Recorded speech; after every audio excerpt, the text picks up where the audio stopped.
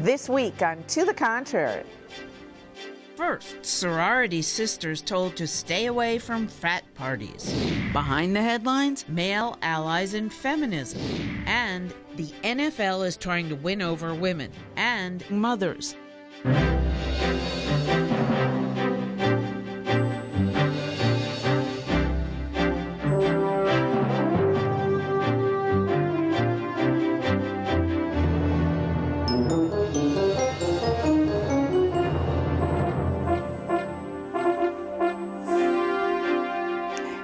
Bonnie Bay. Welcome to the Contrary, a discussion of news and social trends from diverse perspectives. Up first, sexual assault on campus. Irrational and sexist. That's what sorority sisters at the University of Virginia are calling a mandate to avoid frat parties this weekend. The National Pan-Hellenic Conference issued the order saying, quote, "The activities on men's bid night present significant safety concerns," end quote. Women could face penalties if they don't comply. It's not about not going to a party. It's about the fact that this decision objectifies women, and it bans them from making autonomous decisions and having the agency to make a decision for themselves. The school recently lifted a temporary suspension of fraternities that followed an article in Rolling Stone magazine about a gang rape at UVA. While details in the article have been discredited, the larger issue of sexual assault at UVA and other campuses is a wellspring of controversy nationwide. Some sexual assault survivors are lobbying against proposed laws intended to fight rape because they say the laws may make things worse. The New York, New Jersey, Rhode Island, and Virginia state legislatures are attempting to refer cases of campus rape to the local police, that instead of to the schools where the assaults occur. The New York bill would require colleges to inform survivors of assault they can report their cases to police. The other 3 state laws require that most or all cases be reported to the police. Some advocates say police aren't any better at handling rape cases than universities or colleges, and they say laws mandating police prosecutions or investigations deny survivors the choice of how far they want to push their allegation. So, Rina Shah, let's start with UVA. Is banning these sisters from going to the frat parties the right approach to end sexual assault on campus? Without a doubt, it is the most misguided strategy. And I'm a former president of a National Pan-Hellenic Council at a major state school. I'll tell you, there were edicts passed down when I was there a decade ago, and they were just as misguided. They objectified women, and I think this is going to lead to outcry and then rebellion. Well, I agree with her. I think it sends the wrong message in 2 ways, a couple of ways. First, it sends the message that women need to be protected. Second, that the men do not have any responsibility. Like someone said, it's like so 1950s. Amber? No, this is absolutely ridiculous that they're attempting to ban sorority members from going to frat parties. You can't create rules that will prevent terrible things from happening and sort of punish the entire big picture here for something that has extremely tarnished the university. This is so sexist. I mean, what era are we living in? All I want to say is this is a classic example of rape culture. I mean, normalize men's sexual violence and blame women and put the responsibility on them. So what are you asking for then? Banning all frat parties? No, I actually think, as my alma mater, and I love UVA so much, from banning fraternities to banning alcohol to banning sororities, they have been completely misguided in their entire approach. It's not about alcohol. It's not about banning anything. It really is getting to the core of this issue of why men feel like they can rape women and get away with it, because sober people rape. Well, and so men what are you going to say? Subject every fraternity brother to psychoanalysis paid no, for? Because it's not just frat. I mean, how do you it's not just frat But brothers. I'm saying, I can see from the university's perspective, if you ban the loci where these things are largely taking place, not all of them, but a lot of them are, you would try to get at stopping the behavior from happening. You think so? Dartmouth just announced yesterday that they're banning alcohol. And Notre Dame did the same thing to kind of curb their sexual assaults. And you know what happened? Binge drinking, and these parties just moved off campus. So what I'm saying is alcohol doesn't rape. Sober people rape. Rapists rape.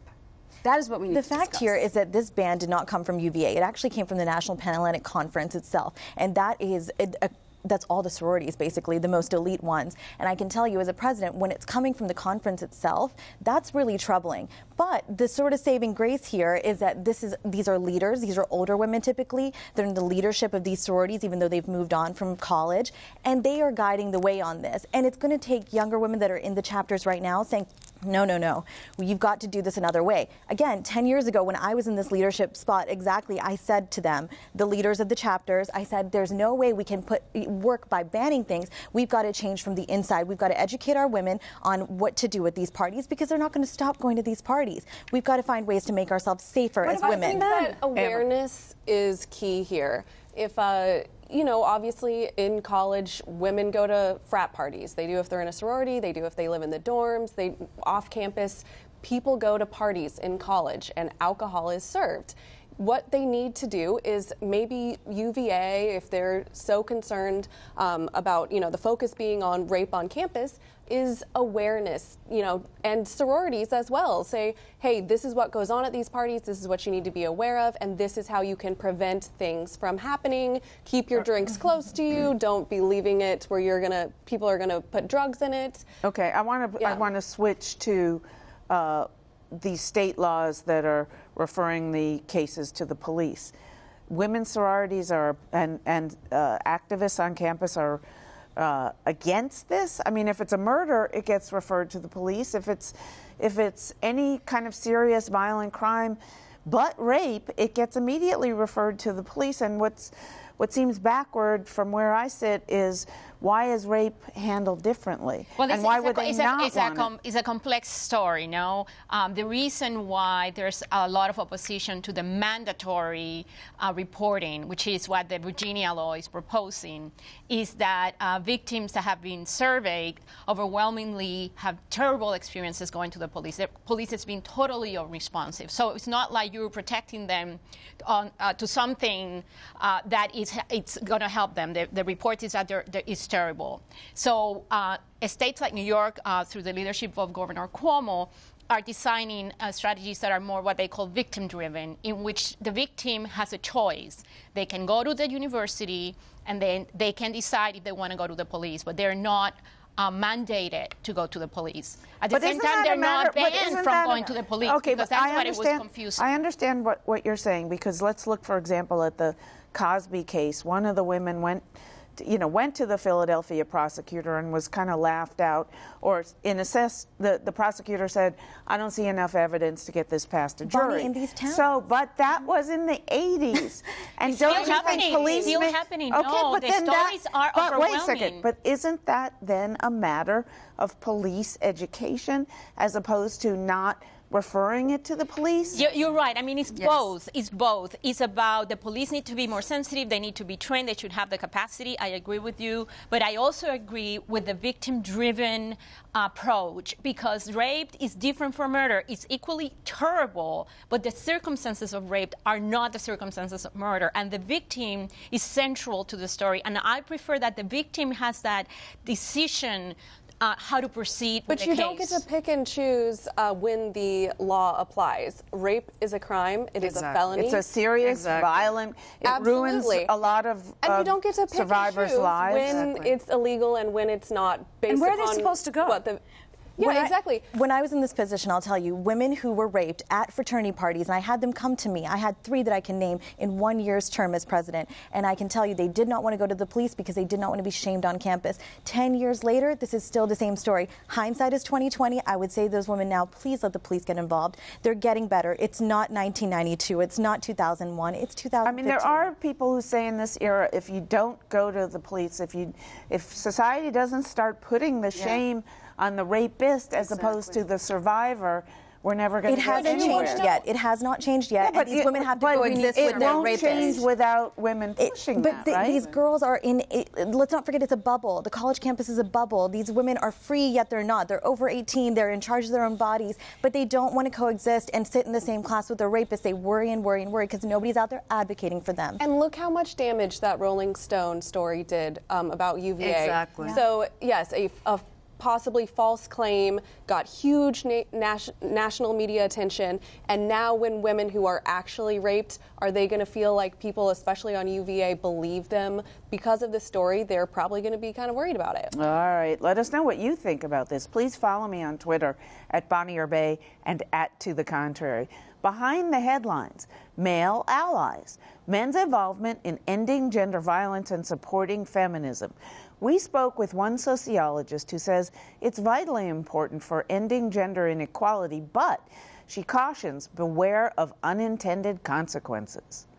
Women's leadership is primary and paramount, and the way I see it is that they're the primary thinkers and agents of feminism, and men's involvement is critical and necessary to support the groundwork that women have been doing for years.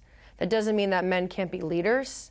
It means that men have to learn what that means. The fight against domestic violence and other forms of violence against women was launched and is generally run by women's groups. But men's groups are playing an important role now, too. The work that men's organizations are doing is primarily targeting men in talking about masculinity in ways that women's organizations are not necessarily doing.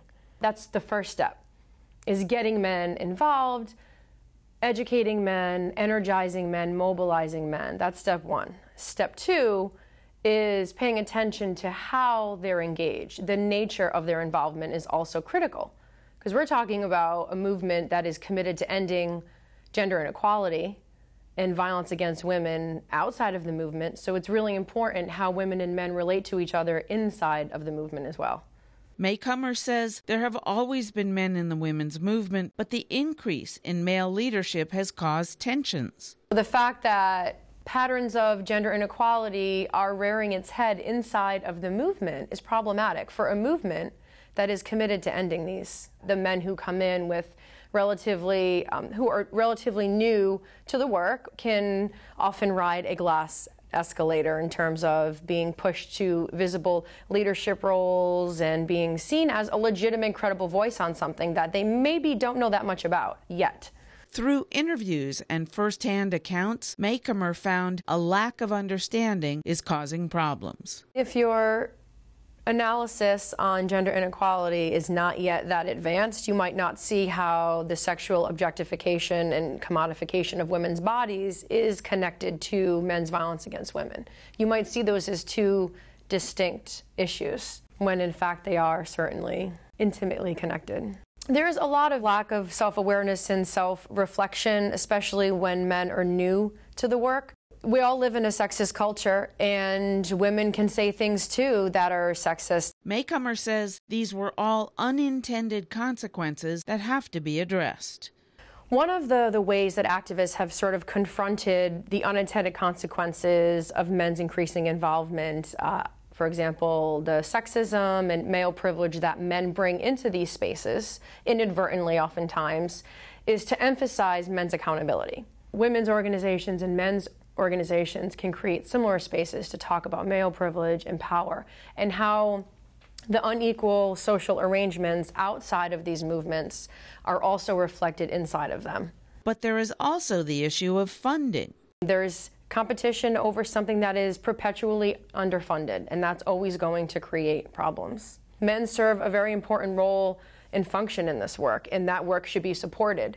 Women serve a very important role and function in these movements, and that work must be supported. Ultimately, McComber says change cannot happen without everyone's involvement. Ending gender inequality is about changing culture. And we cannot change culture unless we have the participation of those who have secured access to the social, ideological, and institutional power. So how do you navigate this very tricky track? You want men involved. Unless men become advocates for women's rights and change, in many cases, their own personal behavior, women are never going to be, on equal footing in terms of society. On the other hand, is it good for men's groups to be taking over in terms of publicity, media attention, and funding to the point where maybe women no longer even lead the movement? Well, it's a complex situation. I think she articulated all those issues so well. I will encourage people to listen to her again. It was really wonderful. And I think everybody has a role. It's a problem that involves all of us. Women have the role, and how we characterize the issues and how we fight for our empowerment socially and economically. And we need men to collaborate, but it's our struggle. And the same thing is for men, because they are part of the solution. I was reading an article in which a man said, misogyny is also my problem. I'm as much a victim of it as women are. And I really, truly believe that too, that when we're more equal, when we're all able to fully actualize ourselves, and collaborate in childcare, in taking care of the home, we're all going to be happier. So we all have to collaborate. The funding issues, I hope the funders realize that they should not be giving the money only to men's group. That is also very important to give into women's group. And I do feel strongly that women's group should be headed by women. Men can collaborate, men can participate, but these are the issues of women, and they should be heading those organizations. So last year we saw He for She, the campaign, and Emma Watson was front and center. I mean, how awesome was that to have such a major actress take that role and say, men should be advocating for women's rights. I rarely tip my hat to Hillary Clinton, but I'm going to say this. She said it best when she said, women's issues are everyone's issues. And the problem that happened after He for She is we've got these more men on panels talking about women's issues, empowerment. But the one thing they're doing wrong is always saying, why don't you women speak up? Women, you raise your voices, speak up. They need to be doing something else. More men. When they're on these panels, overwhelmingly, we've seen since He for She debuted last year, men are saying, they're taking places on panels, but they're saying, please, women, raise your voices, be a part, be active. It's on them. They're forgetting that the onus is actually on them to be a part of our movement. Do we worry that men, 5 or 10 years from now are going to be sort of controlling the women's movement in a way? In other words, look at the civil rights movement. There were always white people involved from the very beginning, and they should be there. They were never leading it. Yeah. And yet, with gender... Well, let's hope that doesn't happen, because we actually need men, right? They're some of our most important allies in this movement, but we definitely, we have to be, I'm weary of the men, the MRAs, the men's rights activists who are like, we should have more space on the subway to, spread our legs, and I'm scared of the funding being diverted to them. But at the end of the day, men also stand to gain a lot from feminism, and they are our most important allies. We can't let situations like this deter them from the movement. I think that the term and the feminism movement has been warped a little bit. It's about equality, not higher preference to either sex. And I think that we're there. I think that, I worked in a very male-dominated environment. I was a helicopter pilot in the Army, served in combat. And, you do your job, you speak up, you make sure you're part of the conversation, and men respect you for it. Yeah, but we're talking about something a little bit different here. There are women, you did your job and you were a leader in your position in the military, but there are also women running women's rights groups, getting publicity for women's, advancing society. And all of a sudden, there have always been men involved, like the video we showed of Jesse Jackson marching in the 80s with Patricia Ireland when she was head of NOW. But now they're seeking money, they're going for the same pots of money that never even got big enough to really fund the women's movement. Well, I think that everyone's voice matters in terms of pushing a cause. So whether it's men, whether it's women, it all is contributing to it. So I think both the funding diversion, you're right, that is very, very worrisome. And gosh, can you imagine if they came in and took all the money? Then we have to start a whole other it's happening already. I don't know the story in detail, so I'm taking the information from you. But it means that men are in charge, isn't it? Because the minute they ask for the money, they get it. But we have to fight for it, and they get it immediately. But they're used to asking for it and demanding for it more. This is the same way they get, hey, they're still paid more than we are. I think the effects have yet to be seen. I say, go ahead, let them take some of the money, see what happens. If it doesn't work, it doesn't work. Well, then we'll get a fight for it. We'll get a refund. We will. We'll fight for it. Get a refund. From male allies to the Super Bowl. The NFL is trying to win over women, even as negative publicity continues to build. The league is holding clinics nationwide to convince moms that tackle football is safe for children. But a new study shows NFL players who began playing before they turned 12 have significant brain problems compared to other players who started later. Half of Americans in a recent poll said they do not want their child to play football. The league also angered many women's groups with its poor handling of players guilty of domestic abuse. So the NFL is running its own anti-domestic violence ad during the Super Bowl. But at least one feminist group thinks it's not enough. Ultraviolet is running ads during the big game on major websites calling for better accountability from the league and the resignation of Commissioner Roger Goodell. So Goodell, who admitting his mishandling and keeping going on, is nowhere near being asked to leave the head of the NFL. No. I think the ad is really powerful. We all know that Super Bowl ads are really important. You know, they're very expensive. This is the first time a domestic violence ad is going to be run during the Super Bowl, so that's great. But the NFL is still distancing itself from a clearly violence against women culture that they have within their organization. And you know, their fastest growing demographic for football fans is women. It's about 46%. Explain that to me, please. Explain that to me, please. Not to perpetuate a stereotype, but when I read that statistic, I was like, wow, that's fascinating. But the point is, they need to address this problem, and they need to give women more than lip service. All right, and how about these moms going to training camp? Yeah. I mean, you have 2 teenage kids. Would you ever let them play football? Yeah, absolutely not. But I do tobacco control work, so I've been fighting the tobacco industry for a long time, and some of the writings about the NFL compare them to the tobacco industry. And I have to tell you, with their reaction to the study on the impact of head injury when they start getting them before the age of 12, and it's 20% increase in chronic condition. They're totally distancing themselves from it and encouraging moms to allow their kids younger, 10, 6 years old, they were talking about in some of these articles, to play and tackle. They really have a long way to go. And the challenge that we have with the NFL is a huge industry. How many?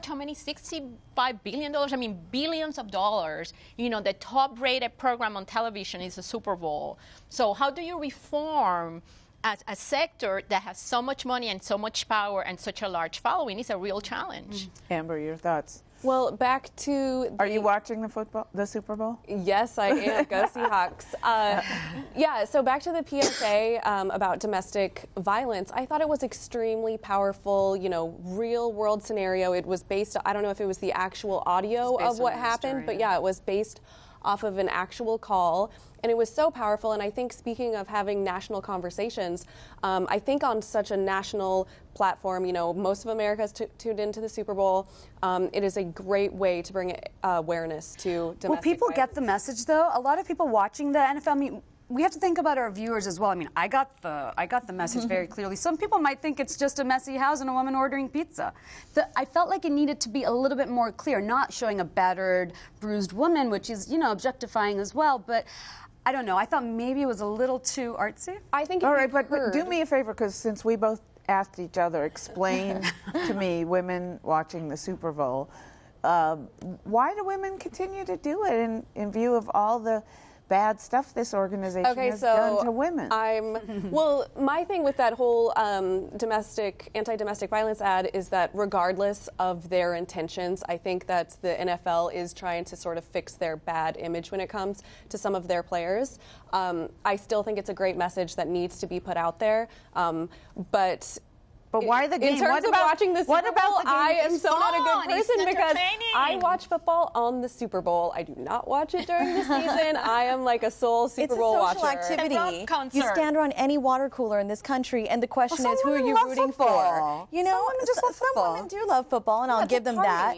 It's a social experience, and it's something that's ingrained. It's ingrained in the American psyche. It's our sport. I mean, I know baseball is a national pastime, but talking talking about sports at work, and specifically football is huge. And so I think women want to fit in. I think a lot of women want to fit in. I've caught a bunch of fakers. I know women who grew up hating football, not watching it. Then they get a boyfriend who watches it, and all of a sudden they're the biggest fans in the world. Well, some of them. That bothers me. It's an experience for the two of them to bond on. I mean, I'll admit, ever since I got married, it's something I've bonded with my husband, but specifically since last year. And I'll tell you, I am not afraid of not watching football anymore. I don't like it, especially after the Ray Rices of the world. I'm over it. All right, that's it for this edition. Please follow me on Twitter and visit our website, pbs.org/to the contrary. And whether you agree or think to the contrary, see you next week.